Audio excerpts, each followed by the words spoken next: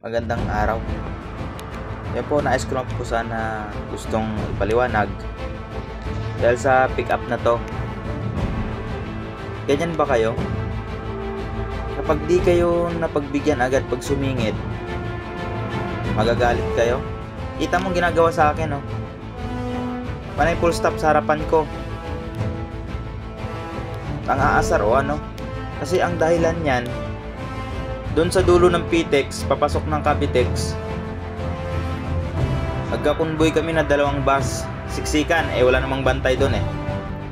So, kanya-kanya doon.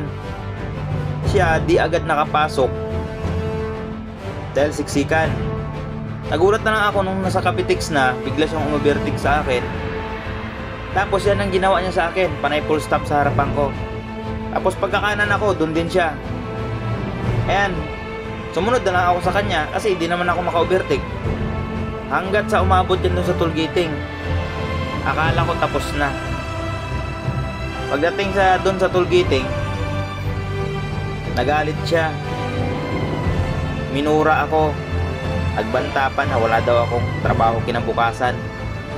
Yan yung plate number ng pick-up na yan, oh. 10 GBC.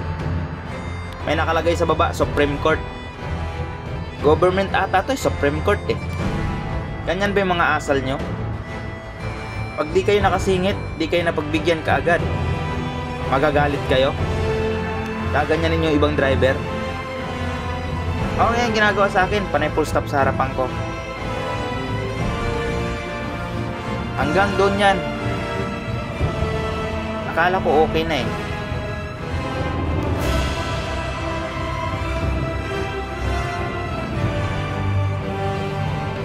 Kaya sinundan ko na lang siya kasi nga hindi naman ako makasingit. Dahil pag kumanan ako, kakanan din. Pag kumaliwa ako, kakaliwa din niya. Hanggat sa nandun na ako, bumuntot na ako dyan sa nakunbuyan kong bus, nakasamahan namin. Siya dyan na sa kaliwa, hinayaan ko na, dumiretso na ako. Yan, nagalit pa siya. Oy! Bakit? Ano ka ba? Inano ka ba? Bakit? Inano ka? Inano ka ba? Inano ka ba? Bakit? Ano ka ba? Kayo nagpo-full stop? Nagpo-full stop kayo? Nagsiselfon? Kayo! Panay full stop kayo sa harapan ko! Oh, ano ba kayo? Ano ba? Bumaba ka dito ah! Punta kayo, Brian!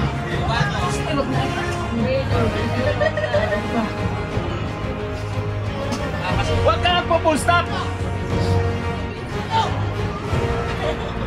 Hanggang dyan, napang-abot namin kasi nakabuntot na ako sa isang bus. Dyan sa gilid ko, binabaan niya ako ng salamin. Kaya yun, nagkasagutan kami. Tinanong ko siya kung ano ba, inaano ko ba siya.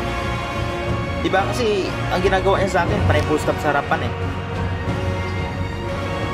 Kaya tinanong ko siya kung ano, tapos yun, nagalit pa yung sakay niya. Nagmura sa akin.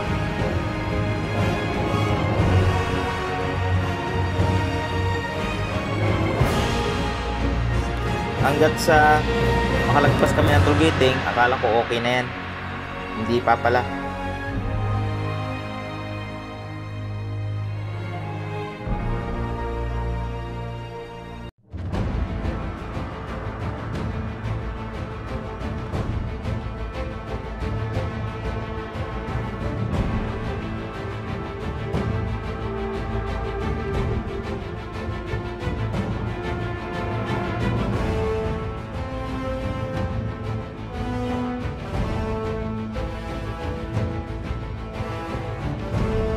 Tapos dito, akala ko wala na, dumiretso na siya.